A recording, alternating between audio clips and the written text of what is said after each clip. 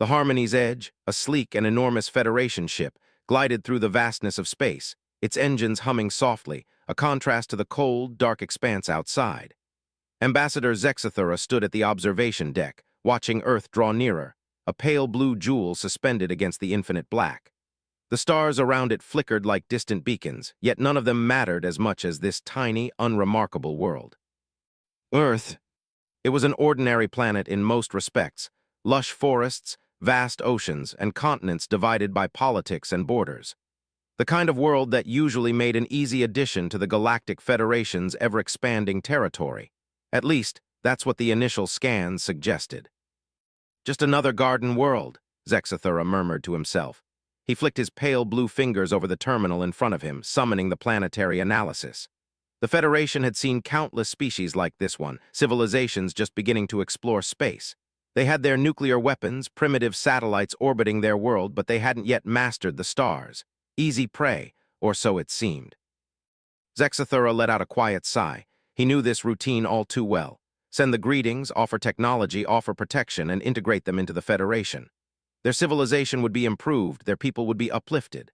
But something nagged at him, some feeling of unease that he couldn't shake. The last time the Federation had encountered a primitive civilization that looked too much like Earth, things had spiraled into chaos. He glanced over at his science officer, Kretal, who was reviewing data at another terminal.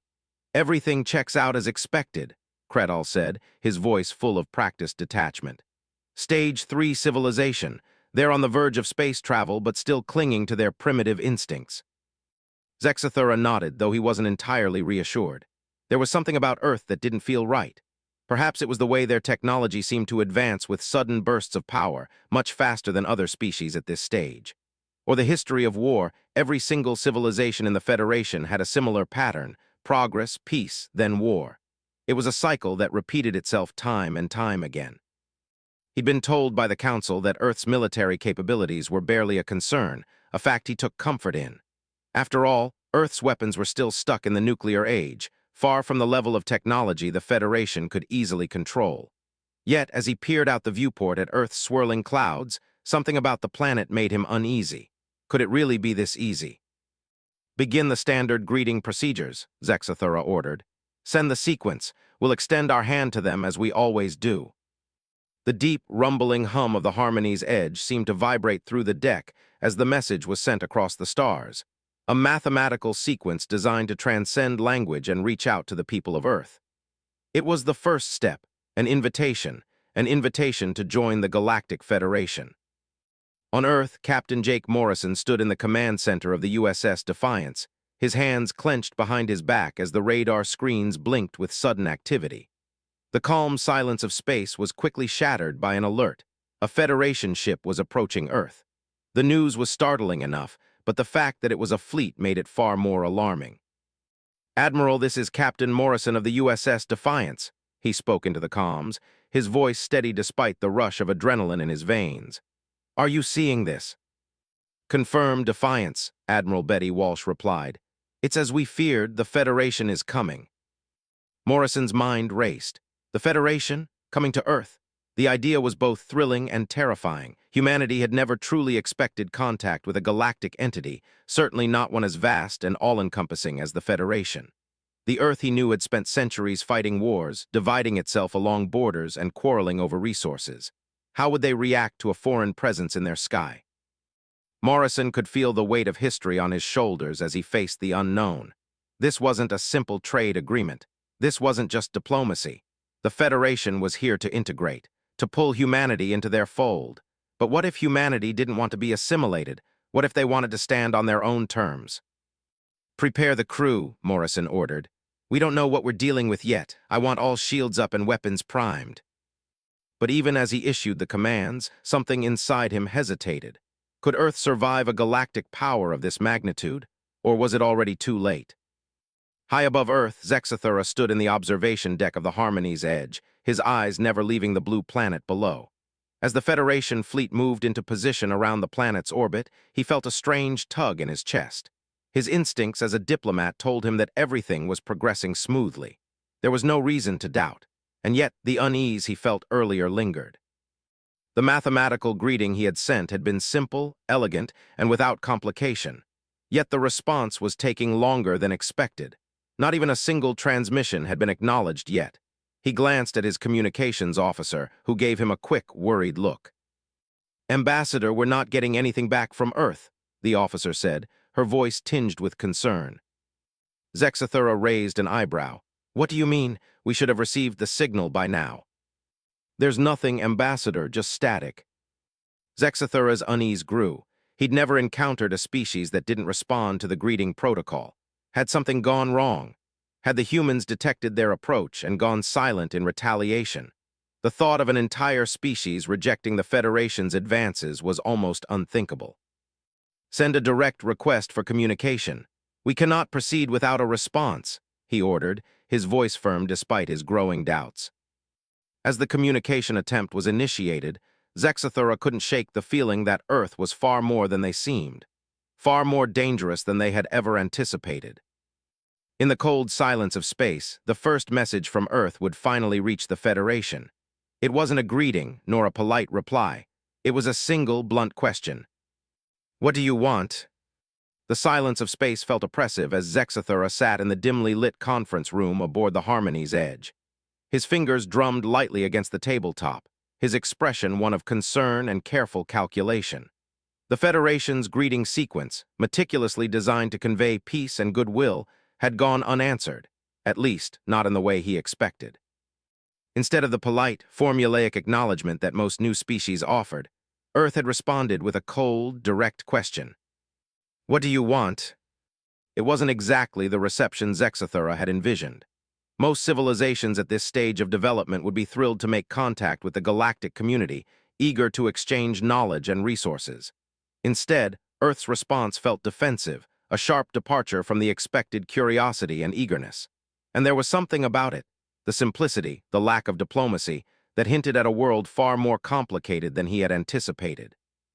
"We have a situation, Ambassador," Kretal, the science officer, said, his voice taut with concern. "The response from Earth isn't just cold, it's calculating. It's like they're assessing us."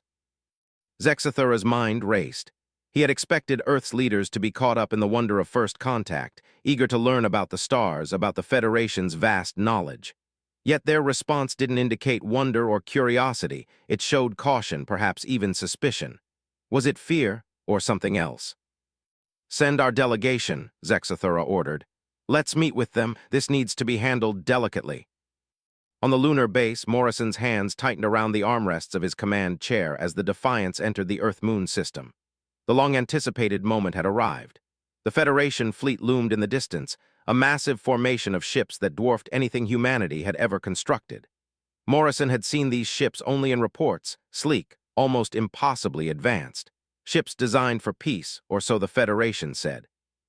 But humanity had learned the hard way that peace wasn't always as simple as it seemed. "Admiral Walsh," Morrison spoke into his comms, "the Federation is not offering us a choice. They're demanding answers, but we have none to give." "We've been expecting this for years, Captain," Admiral Betty Walsh replied, her voice steady. "Prepare your team. We'll meet them, but make it clear that Earth has its own terms. No one walks over us." "Understood, Admiral," Morrison replied. His mind was still racing, processing everything he knew about the Federation's methods. Diplomatic, sure, but what lay beneath that polished veneer? What were they hiding? The Federation delegation landed on the moon's surface in a sleek, polished shuttle, its exterior shimmering like liquid silver in the dim light of space. Zexathura stepped out first, flanked by his two aides. The alien ambassador's tall, thin form moved with grace as he scanned the area, his large, dark eyes scanning for any signs of hostility. Behind him, his aides seemed more wary, their gazes shifting around, constantly alert, as if expecting trouble. The moon base, or rather, the real moon base, wasn't what it appeared to be. To the outside observer, it looked like a scientific facility. But beneath its surface lay Earth's most secretive military operations, weapons systems that had been concealed from the Federation's initial scans. Morrison's crew had worked tirelessly to ensure that Earth's defenses would remain hidden as long as possible. But it wouldn't be long before the Federation discovered the truth. Ambassador Kate Morrison, a seasoned diplomat and veteran of countless tense negotiations, stood waiting for them. She was human, a stark contrast to Zexathura's tall, delicate figure, but she carried herself with an air of authority that was impossible to ignore. Her sharp eyes met Zexathura as they approached, the weight of the moment hanging heavy between them. "Ambassador Zexathura, I presume?" she asked, her voice steady, though a flicker of suspicion danced in her eyes. She knew what these beings represented, and she wasn't about to let Earth fall under the Federation's thumb. Zexathura bowed slightly. "Indeed, Ambassador Morrison, I bring greetings from the Galactic Federation. We come in peace to welcome your species into the fold of galactic civilization." Morrison tilted her head slightly, assessing the alien before her. The words felt rehearsed, the same language of diplomacy she'd heard 1,000 times in similar meetings. She had expected them to speak of peace, of technological advancement, of resource sharing, but she couldn't shake the feeling that Zexathura's words carried a weight they hadn't intended. "We appreciate your peaceful intentions," Morrison said, her gaze unwavering. "But we have questions, and we intend to get answers. Why are you here? What do you want from us?" Zexathura's eyes flickered. There it was again, human suspicion. He had expected curiosity, or maybe even fear, but not this directness. He gathered his thoughts before responding. "We seek to offer your species membership in the Galactic Federation," he explained, his voice calm and measured. "You are a young species with much potential. The Federation can offer you knowledge, technology, and protection. In return, you will contribute to the collective prosperity of the galaxy."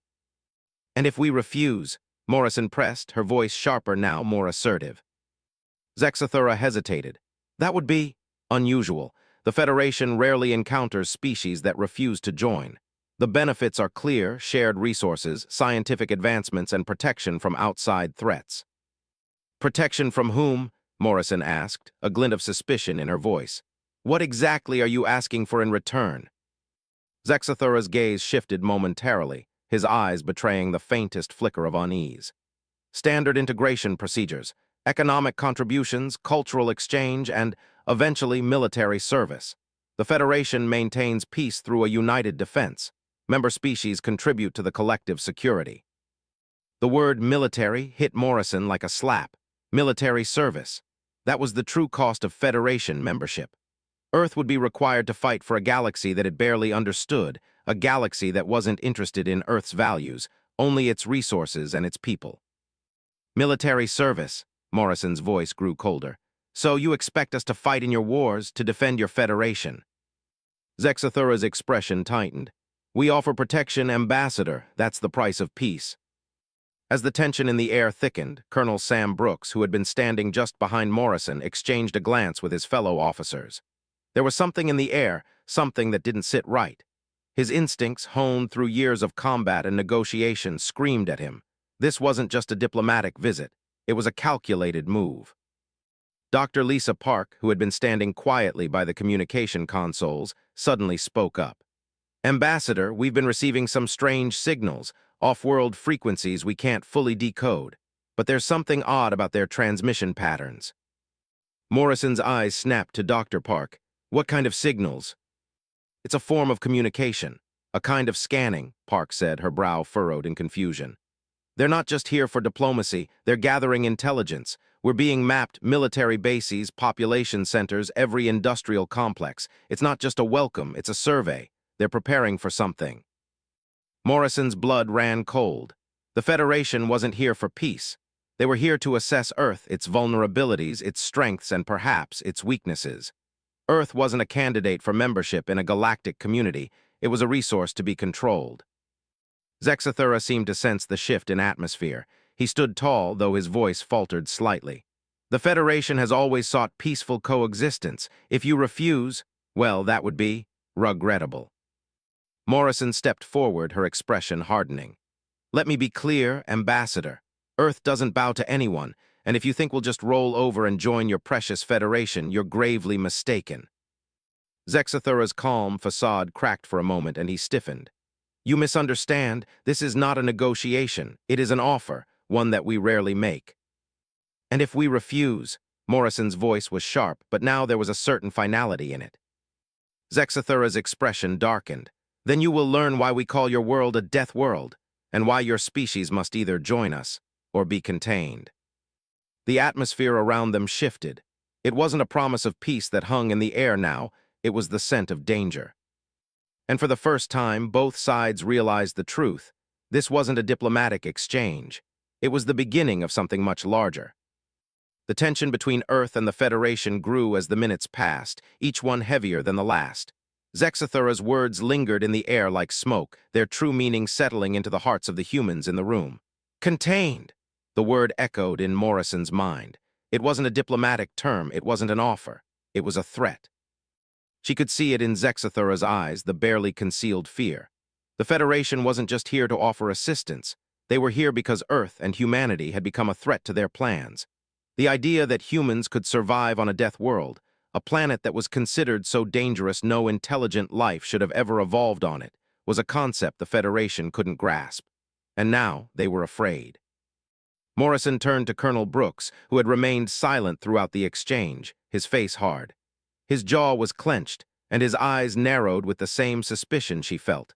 He stepped forward, giving Morrison a nod, but his expression was grim.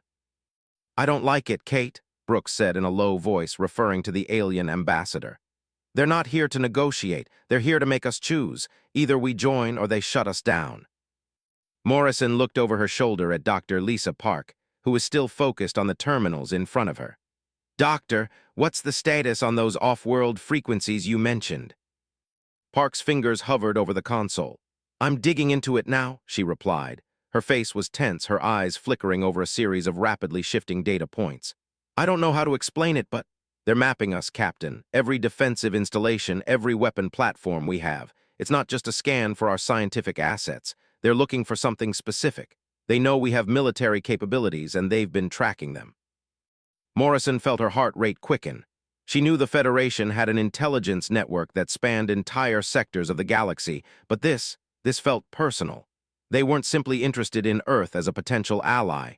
They were looking for weaknesses. "Do we have anything in place that might block them?" Morrison asked, her voice tight. Park hesitated before replying. "We've got our defenses, but it's more than that.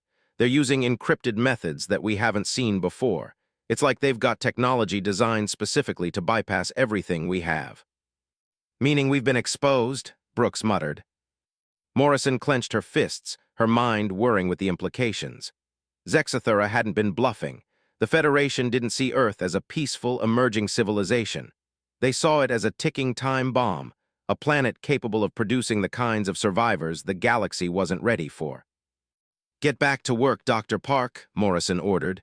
"We need to know everything." The situation only escalated as Zexathura's delegation made their way back to the Harmony's edge, but Morrison's team remained at the lunar base, taking stock of the situation. Every minute brought them closer to a decision that would change Earth's future forever.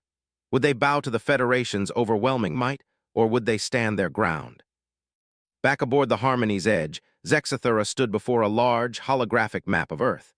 His aides surrounded him, watching as they zoomed in on Earth's military bases and other key locations. His fingers hovered over the interface, pausing every few moments to zoom in on particular features: launch sites, underground bunkers, orbital defense platforms. "I don't like this," one of his aides, a younger officer named T-Call, murmured. "They're prepared for war. This world, this species, was never supposed to make it to space, let alone develop military-grade weapons." Zexathura's expression darkened.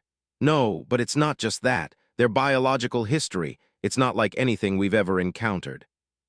T-Call raised an eyebrow. "You mean their ability to survive?" "Yes," Zexathura replied quietly. "There's something primal about them. They have evolved on a death world, a planet so dangerous that no species should have survived long enough to develop intelligence. And yet here they are." He turned toward his aide. "There's a pattern to Earth's development. It's like they've been forced to adapt, forced to survive in the harshest conditions imaginable. It's as though they've become survivors in the truest sense, and that makes them dangerous." T-Call didn't respond immediately, as if processing the weight of Zexathura's words. "Do you think they could become a threat to the Federation?" "I don't think it's a matter of if they could," Zexathura said, his voice steady but tinged with something close to fear.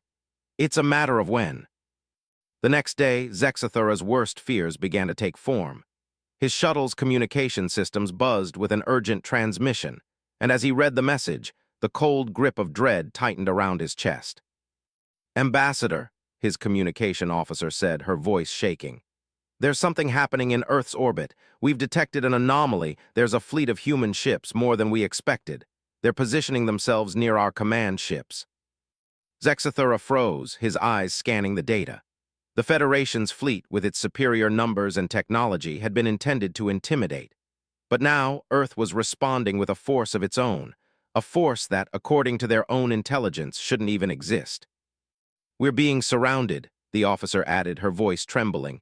It's as if Earth has been preparing for this for a long time. Zexathura's heart skipped a beat. He had underestimated humanity, and now that mistake might cost them everything. Meanwhile, back on Earth, Morrison stood on the bridge of the Defiance, staring at the blinking readouts. His crew was tense but resolute. The Federation had made the first move, but humanity wasn't backing down. We've detected their fleet. It's bigger than we anticipated, Lieutenant Karen Mills reported. They're positioning themselves around Earth, but it's odd, they seem to be setting up perimeter defenses. Morrison didn't take his eyes off the tactical map. So they're expecting us to react. They're expecting something, Mills said, her voice low. They want us to be afraid, Morrison said, his voice a low growl. But they've underestimated us. They think we're just another primitive species, a bunch of scattered survivors. They've never faced a species like us before. Are we going to let them know that? Brooks asked, stepping up beside Morrison. Morrison glanced at him, his expression resolute. We'll show them, we're not afraid, we never have been. As the Defiance and its accompanying fleet prepared for battle, Morrison knew they were about to make a choice that would define Earth's place in the galaxy. He turned toward the tactical officer. Ready our weapons, full defense protocol. The Federation thinks we're weak. It's time to prove them wrong. The hum of the Defiance's engines vibrated through Captain Morrison's bones as his ship moved into position. The Federation's fleet had formed a massive ring around Earth, its ships large and imposing, each one an embodiment of galactic power. But Earth's forces were ready. Humanity had spent decades preparing for an eventuality like this. The Federation had underestimated them, assuming that a species from a death world could never pose a serious threat. But Earth had made its mark on the stars. Captain, we've received an encrypted transmission from the Federation flagship, Lieutenant Mills said, her voice tight with tension. It's a direct challenge. They want to negotiate. Morrison's lips twisted into a wry smile. Negotiating, huh? After everything they've done. He wasn't surprised. The Federation wasn't used to resistance, let alone defiance. They saw it as a nuisance, a temporary inconvenience. They thought they could squash humanity the same way they had dealt with countless other species. But this was different. We've already made our position clear, Morrison said, his voice calm but his eyes hardened with resolve. We'll see what they have to say, but no more games. Let's get the truth. Meanwhile, back aboard the Harmony's Edge, Ambassador Zexathura paced the sleek, metallic floors of his command center. The fleet was positioned strategically, and their defensive systems were fully engaged, but he knew they couldn't afford to take any chances. Earth had surprised them, and in all his years of diplomacy, he'd never encountered a species like this. How are they reacting to our presence? Zexathura asked, turning to his second-in-command, T-Call. T-Call didn't look up from the console. They're preparing for a conflict, Ambassador. It seems they've already mobilized their fleet. Their tactical formations are different than anything we've seen. Zexathura frowned. What do you mean? They're using stealth technologies we've never encountered before. It's almost like they've learned to hide in plain sight. Zexathura's pulse quickened. He had heard rumors that humans had developed some form of cloaking technology, but it was difficult to believe. The Federation had monitored Earth's technological progress closely. Yet this was something entirely new. They're readying themselves for war, T-Call added, his voice full of disbelief. And they're using tactics that would be effective against us. Zexathura's mind raced. He had to be careful. These humans, despite their primitive past, were not to be underestimated. He had assumed their military would be nothing more than rudimentary, yet it was clear that they were far more advanced than the Federation had anticipated. We need to open communication, Zexathura said, his tone sharp with a growing urgency. I'll speak with their leaders directly. The transmission from the Federation came through just as Morrison had expected. He leaned forward in his chair as the communications officer patched through the encrypted message.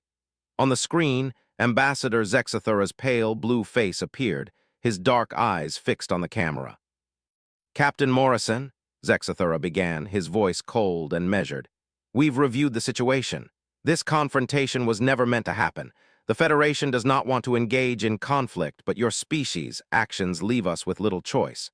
We are prepared to discuss the terms of your integration into the Federation. It is not too late to make the right decision." Morrison's heart pounded. It was clear that Zexathura was trying to maintain control of the situation, but his eyes betrayed a sense of desperation. This wasn't a diplomatic offer. It was a veiled threat. "Integration," Morrison said, his voice a sharp edge of defiance. "You don't get to integrate us, we don't need your technology, and we certainly don't need your protection." Zexathura's eyes narrowed slightly. "You misunderstand, Captain. This is not about protection. This is about the survival of your species. You are a dangerous, volatile species, and the Federation has always maintained strict procedures for dealing with worlds like yours." Morrison's fists clenched at his sides. He knew exactly what Zexathura meant: containment. The Federation wasn't offering protection, they were offering subjugation with no other option on the table. "You want to control us," Morrison said through gritted teeth. "You don't want allies, you want subjects." Zexathura hesitated, his composure faltering for a brief moment. "The Federation does not control its members, Captain. We offer peace, security, and mutual benefit. But your refusal to comply could have dire consequences. You are, after all, a Deathworld species." The words hit Morrison like a punch to the gut. Deathworld, a term the Federation used to describe planets that were considered so inhospitable that no intelligent life should have survived. He had heard rumors about the Federation's policy on Deathworlds. No species was supposed to make contact with a Deathworld, let alone survive and thrive. "We're not a threat to the Federation," Morrison said, his voice tight with frustration. "You're the ones who are afraid of us, afraid of what we're capable of." Zexathura's face grew darker. "You misunderstand. It's not fear, Captain, it's precaution. You are an anomaly, a species that should not exist. If we allow you to continue unchallenged, the entire galaxy could be at risk, and that is why the Federation will contain you." Morrison's mind raced as the words sank in. The Federation wasn't just looking for peace. They wanted Earth's resources, yes, but more than that, they wanted to control the most dangerous species the galaxy had ever encountered. "Contain us," Morrison repeated, his voice low with menace. "You think you can contain us? You've never met humanity, and you have no idea what we're capable of." The tension was palpable. Zexathura's face hardened. "We will give you one final opportunity, Captain. We offer you membership. If you decline, the Federation will take all necessary actions to ensure that Earth does not pose a threat to the galaxy." Morrison stood tall, his heart racing with a mixture of defiance and anger. "This is your last chance, Ambassador. The only thing you'll get from Earth is a fight, and if you want a war, then you've got one." As the transmission cut off, Morrison turned to his officers, his voice calm but firm. "Prepare for everything. If they want a fight, we'll give it to them." Zexathura stared at the now-dark screen in his command center, his heart pounding in his chest. His hands trembled slightly as he turned to his aides. "We've made a grave mistake." "What do you mean, Ambassador?" Tikal asked, his voice full of confusion. "They're not like any species we've encountered before," Zexathura said, his voice strained. "They're not afraid of us. They're not going to roll over. They'll fight us with everything they have." Tikal's expression turned grim. "You think they're ready for war?" Zexathura closed his eyes for a moment, trying to steady his nerves. "I'm afraid they've been ready for this all along. They have been preparing for this moment since the beginning. We're not dealing with a primitive species. We're dealing with survivors, and they will fight to the death." The stage was set. The Federation had miscalculated. They had assumed that humanity, with its raw instincts and brutal history, would fall in line the moment they were offered the Federation's protection. They were wrong. And now, as Earth prepared for the fight of its life, Morrison and his crew knew one thing for sure. This was just the beginning. The galaxy wasn't ready for humanity. The night stretched into a tense quiet aboard the Defiance as Captain Morrison paced the command deck, his hands clasped behind his back. The Federation fleet loomed just outside Earth's orbit, a formidable presence, but Morrison was unshaken. His thoughts were clear. This was more than a diplomatic mission. It was an invasion disguised as an opportunity. His crew, too, had felt the weight of what was coming. There was no going back now. The Federation had drawn their line in the sand, but humanity wasn't backing down. The choices were simple: fight or submit. He had spent the better part of the evening reviewing every tactical plan, every piece of intelligence his crew had gathered. Humanity's strength wasn't in numbers or superior technology. It was in adaptability, resilience, and sheer willpower. The Federation, for all their technological might, didn't understand what it meant to survive on a death world. "Captain," Lieutenant Mills' voice broke through his thoughts, and he turned to see her approaching, a look of determination in her eyes. "The Federation fleet is waiting for our move. They're maintaining position, but the pressure's mounting. They're expecting us to back down." "I know," Morrison said, his voice low, his gaze distant, "but we're not backing down." Mills nodded, then hesitated. "Captain, what's the plan? Are we waiting for them to make the first move?" Morrison turned to face her, his eyes steely with resolve. "No, we're going to show them we won't be intimidated. We're going to make sure they know that humanity has never backed down from a fight, no matter how big or small." Mills met his gaze with a mixture of respect and quiet resolve. "We've got your back, Captain, whatever you decide." Morrison gave a short nod, then turned back to the tactical map on the screen. His finger hovered over the icons of the Federation's ships, marking their formations and analyzing their defensive positions. He knew they had the technology to outmaneuver and overpower them, but they couldn't afford to play it safe. The Federation's ships were massive and well-armored, their weapons more advanced than anything humanity had at its disposal. But they were vulnerable. "Get me Dr. Park," Morrison ordered. Dr. Lisa Park was deep in thought when the call came through. She had been studying the Federation's ship designs for hours, her mind racing with the implications of their advanced technology. The Federation had assumed Earth's primitive weapons would be easily countered, but there were gaps in their defensive strategies. Gaps Park had discovered. The screen flickered and Morrison's face appeared. "Dr. Park, we need you to get us some answers. The Federation's ships, how can we use their own weaknesses against them?" Park didn't waste any time. "We've already found a few vulnerabilities. They're heavily reliant on energy shields, but we've analyzed their power sources. Their shields draw too much energy from their core reactors, and their weapons systems are linked directly to those reactors. If we can target the energy conduits." Morrison raised an eyebrow, already forming a plan in his mind. "In other words, if we hit their power cores, we hit everything." Park nodded, her voice growing more confident. "Exactly. Their power cores are the weak point. Their shields won't hold up against a direct strike, but it'll take precision, Captain. We'll need to time it perfectly." Morrison's jaw tightened. He could already hear the faint hum of the Defiance's engines, ready for the challenge ahead. They had no room for error. One wrong move, and the Federation's overwhelming firepower would crush them. "We'll do it," Morrison said. "Tell Lieutenant Mills to prepare the crew. We're going to take the fight to them." The Federation fleet, unaware of the impending threat, hovered outside Earth's orbit, their ships positioned in a seemingly impenetrable formation. The Federation's arrogance was palpable. After all, they were the ones who had brought peace to the galaxy. But Zexathura, standing on the bridge of the Harmony's edge, couldn't shake the feeling that something was wrong. The humans weren't acting like a species on the brink of extinction. They were acting like a species preparing for war. He stared out the viewport at Earth, the blue planet below glowing like a fragile orb in the cold vastness of space.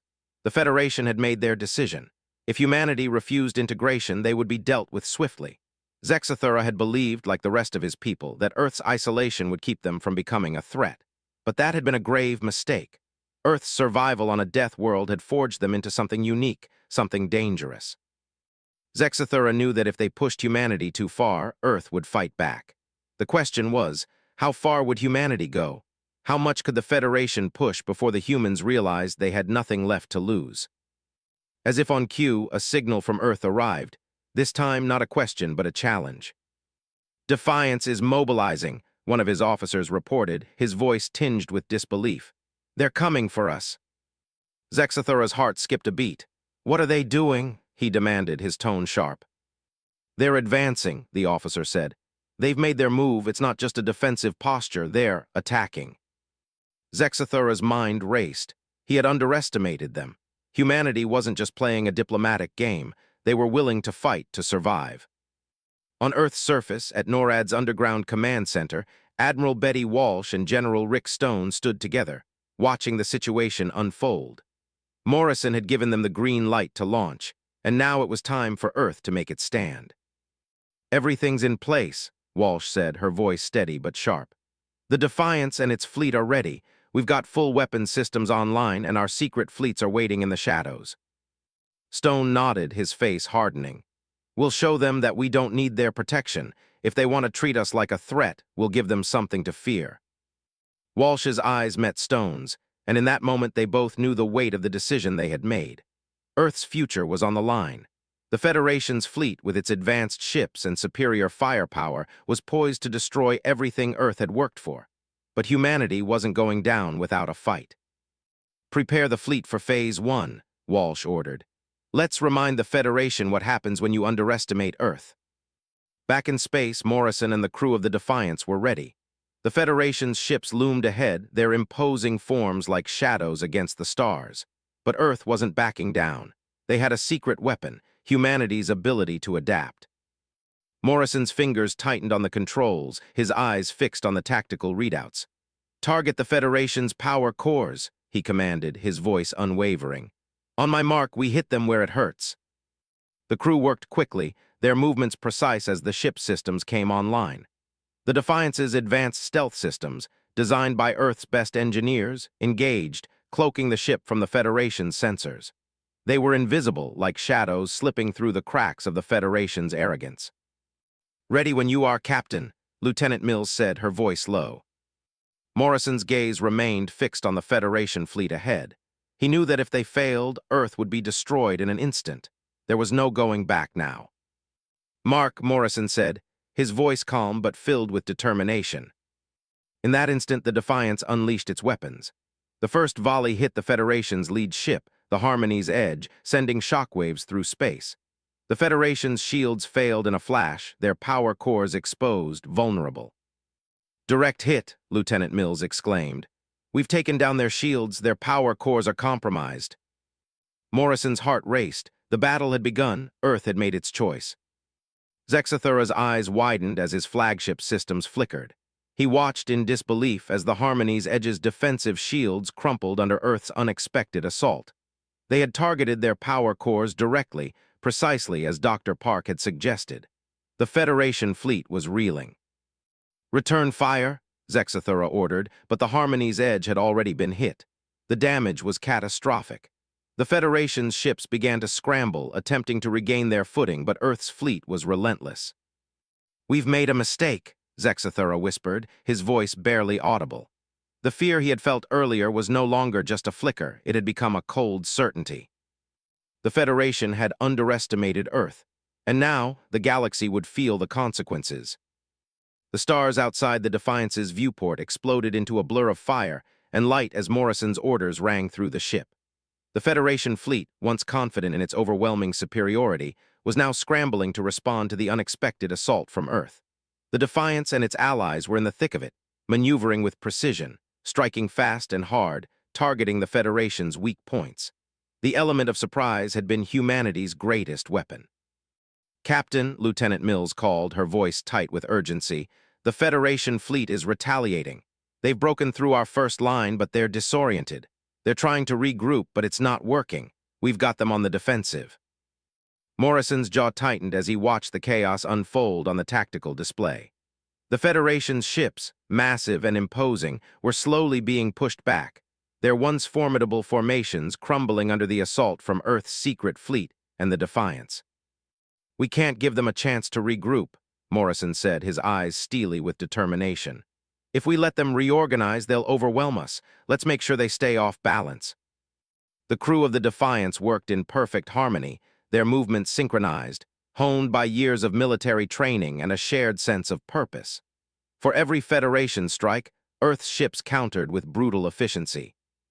On the Federation flagship, Zexathura's knuckles turned white as he gripped the armrests of his chair. His gaze was fixed on the battle outside, his mind racing. The humans, despite their perceived weakness, had proven themselves to be far more dangerous than he had anticipated. Their tactics were unlike anything the Federation had seen before, erratic, unpredictable, but effective. "Ambassador," Tikal said, his voice strained, We've sustained significant damage to the fleet. We're losing ships at a rate we can't afford. Our power systems are failing across the board. Zexathura's mind raced. If they didn't act quickly, the Harmony's Edge, the Federation's flagship, would be next. They had never faced a species like this before. They had underestimated humanity's ability to fight back. The Federation had assumed that their overwhelming technological advantage would be enough to crush any resistance, but the humans had turned that advantage against them. "We have to stabilize our fleet," Zexathura said, his voice laced with frustration. "Divert all available power to the shields. Get our weapons systems back online. We'll need a counteroffensive if we're going to regain control." Tikal nodded but didn't leave. "Ambassador, we've been studying the humans, their ships. They don't follow the same tactical principles as other species. They don't fight like us. They're unpredictable, and their adaptability, it's not like anything we've seen." Zexathura's mind flickered back to Earth's biological history, their survival on a death world where only the strongest survived. It made sense now.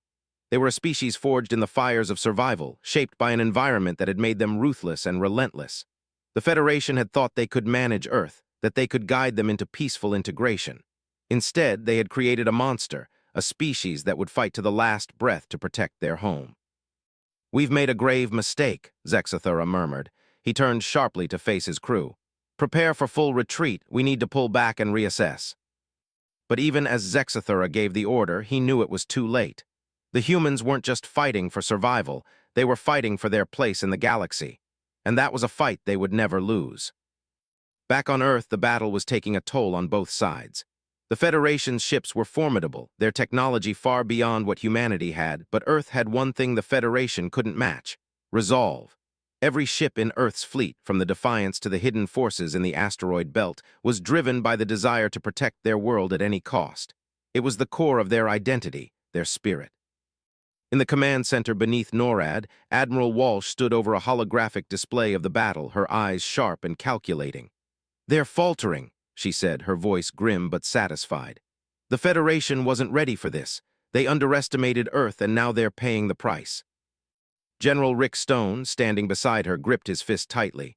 "We're winning, but they'll come at us harder. We can't let up." "We won't," Walsh replied. "We've got them on the back foot, but they'll regroup, and when they do, they'll hit back with everything they have. We need to be ready." Stone nodded, his face hardening. "We'll be ready, but let's make sure they know that Earth won't go down without a fight." In the heat of the battle, Dr. Lisa Park was working tirelessly in the ship's science lab, analyzing the data from Earth's fleet. The Federation's advanced energy weapons, their shields, and their propulsion systems had all been calibrated for standard warfare. But humanity had never fought by the rules. Earth's ingenuity had allowed them to turn the Federation's technology against them. The problem was they couldn't rely on that advantage forever. The Federation would learn. They would adapt. "We need to end this now," Park muttered to herself, her fingers flying across the console. "If the Federation regroups, it's not going to be pretty." She tapped in a series of commands, pulling up the Federation's command ship, the Harmony's Edge, in the targeting system. "There. Their command ship is the key. Take that down and their fleet will fall apart." Back on the battlefield, Morrison's heart pounded as he watched the Harmony's Edge emerge from the chaos, still operational, still dangerous. It was the Federation's flagship, their command center, their symbol of power. Taking it down would send a clear message. "Target the Harmony's Edge," Morrison ordered, his voice calm despite the stakes. "If we can take down their flagship, the rest will fall into line." The crew of the Defiance moved with precision, locking in their target. The ship's weapons hummed to life, its energy charging, ready for the strike. Morrison watched the screen, every nerve in his body on edge. "Captain," Mills called, her voice tight. "The Harmony's Edge is trying to break through. They're moving into a defensive position." "Don't let them escape," Morrison replied, his voice unwavering. "Give them everything we've got." In the heart of the Federation flagship, Zexathura's heart raced as his ship was battered by Earth's assault. The Harmony's Edge was more resilient than anything the humans had thrown at it, but it was showing signs of stress. The shields were weakening, the energy systems were overloaded, and the ship's communications were beginning to flicker. "Sir," one of his officers shouted, "the Defiance is locked onto us. They're preparing to fire." Zexathura's mind raced. He had to act quickly. The humans were relentless. If they took down the Harmony's edge, the Federation's control over this sector would crumble. It would be a catastrophic blow. "Prepare for evasive maneuvers," Zexathura commanded, but his voice was thick with uncertainty. "We need to retreat now." The final blow came faster than anyone could anticipate. The Defiance fired, its weapons hitting the Federation flagship with a force that shook the Harmony's edge to its core. The explosion reverberated through space, a flash of light in the darkness of the galaxy. The Federation flagship was hit hard, its power core destabilizing, its shields failing in a cascade of sparks and energy surges. "Direct hit," Lieutenant Mills shouted, her voice filled with triumph. "We've breached their command ship." The Harmony's edge was crippled, its systems failing as it drifted helplessly in space, unable to defend itself. Zexathura watched in horror as his ship, the symbol of the Federation's might, was reduced to a broken husk. The human fight for survival had turned the tide. "This is impossible," Zexathura whispered. "We've underestimated them. Earth cannot be controlled." With the Federation flagship in ruins and the rest of the fleet retreating, Morrison stood at the helm of the Defiance, staring out at the remnants of the battle. Earth had won, for now, but the war was far from over. "We've sent a message," Morrison said, his voice firm. "The Federation will never forget what happened here." He turned to his crew, his eyes steely with resolve. "But this is just the beginning. Earth isn't just going to survive, we're going to thrive. And if the Federation thinks they can keep us down, they're in for a rude awakening." The space around Earth was a graveyard of smoldering wreckage. The Federation's once mighty fleet had scattered into the stars, its ships crippled, broken, or retreating into the vast expanse of the galaxy. It was an unimaginable victory for humanity, a victory born of sheer will, cunning, and an indomitable spirit. Yet as the Defiance drifted through the debris field, Captain Morrison felt no sense of triumph. There would be no victory parades, no grand speeches. The war was far from over. The Federation had been dealt a blow, but they were far from finished. Earth had only proven one thing: humanity was not to be underestimated. "Captain, the Federation's remaining ships are retreating," Lieutenant Mills reported, her voice steady despite the weight of the moment. "They're pulling back to the edge of the system." Morrison nodded, his expression grim. "We've bought ourselves time, but that's all we've done. The Federation will regroup. They'll come back, and next time they'll be prepared." He turned to Admiral Walsh, who had joined the command center aboard the Defiance. Her face was as stern as ever, but there was a flicker of approval in her eyes. They had fought the Federation, and they had won. But she knew, as Morrison did, that the true test was still to come. "We've made our point, but the Federation will not forget this," Walsh said. "This isn't just about Earth. It's about the future of the galaxy, and we need to decide what role humanity will play in it." Morrison's gaze hardened. "A role where we don't take orders from anyone. Earth, not joining the Federation. We don't need their protection or their peace, but we will defend our place in this galaxy with everything we've got." Walsh studied him for a moment before nodding. "That's the spirit we need. But remember, Captain, this is only the beginning. The Federation is a power like no other. If they want to bring us into their fold by force, we need to be ready for the fight of our lives." Morrison turned his attention to the viewscreen. Earth loomed in the distance, peaceful and serene, but behind the beauty there was a harsh reality. Humanity had been born in the fires of struggle and conflict, and now it was time to make their place known in the stars. "Prepare our forces," Morrison said, his voice unyielding. "We've shown them what we can do, but we need to keep showing them. Humanity will stand on its own terms. No one will decide our fate but us." The Federation's retreat was not a sign of defeat. It was merely a pause.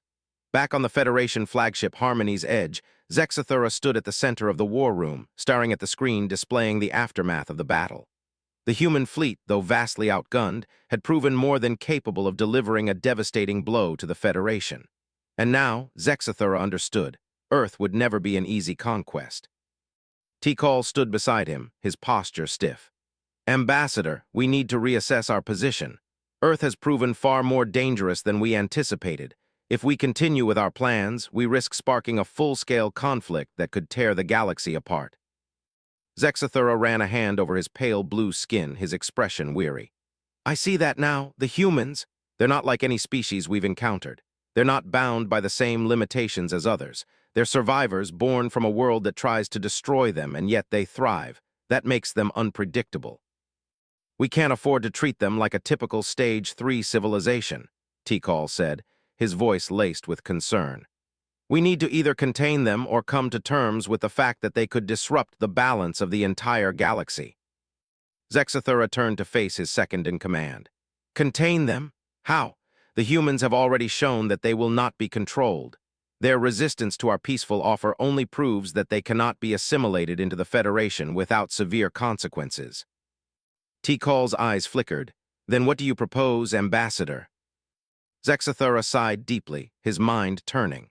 He had a duty to the Federation, but he had also seen the potential of humanity, its resilience, its ingenuity. If he could find a way to bring Earth into the fold without outright domination, it might just be possible to avoid full-scale war. But it would require a delicate balance, one that few in the Federation were willing to consider. I will take the risk, Zexathura said finally. I will propose a new way forward, one that doesn't rely on submission but rather mutual respect. If Earth refuses to join us willingly, we may have no choice but to find another path, a way to coexist despite our differences. Tikal studied him for a moment. Are you sure that's wise? The Federation's leadership will never agree. They will have to, Zexathura said, his voice firm. The humans have proven that they cannot be ignored. They deserve a chance to be a part of the galaxy, not as subjugates but as equals. Back on Earth, as the Defiance returned to orbit, Morrison stood at the observation deck, his gaze fixed on the planet below. The battle was over for now, but the war was far from won. The Federation had pulled back, but they would be back, and when they returned, they would come with a vengeance. But humanity was ready. The galaxy was full of dangers, and Earth had only just begun to understand what it truly meant to survive among the stars. The Federation might have the technology, the resources, and the numbers, but humanity had something far more valuable, the will to survive. We've shown them what we're capable of, Morrison said, his voice low, almost to himself.